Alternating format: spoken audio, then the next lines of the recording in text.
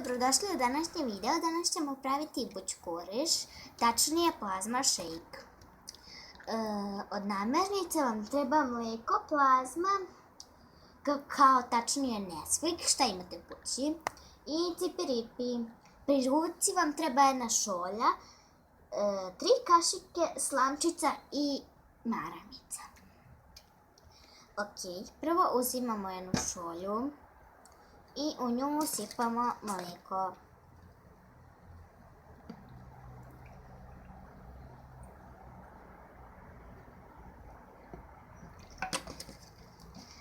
Onda uzimamo plazmu.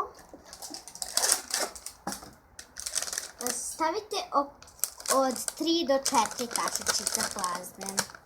Zavisi kako vi više volite, jači ili slabi ukus. Ja volim jači pa ću staviti 4 kašičice. Ili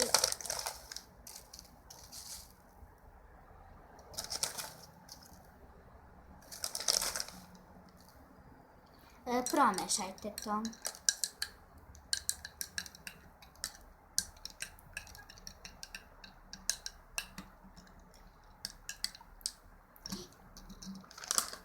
Nema veze ako vam se malo prosta, zato ste stavili više. Ok, onda uzmite kakao ili, kako se zove, nesvik, šta više volite. Stavite isto 3 do 4 kašičice. 1, ja ću 4. 2, 3, 4. Opet promešajte.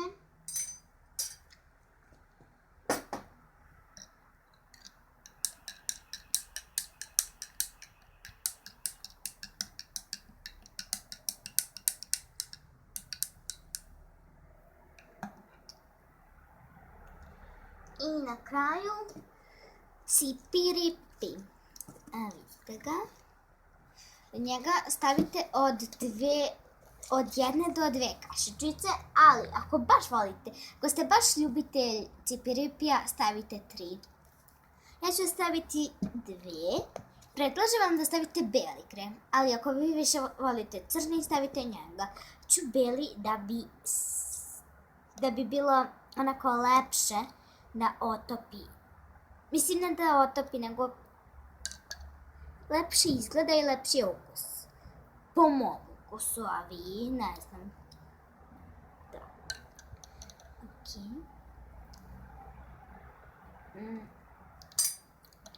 Sve to promešajte. Razbite grudvice, ali nemojte previše, ostavite mali za užitak.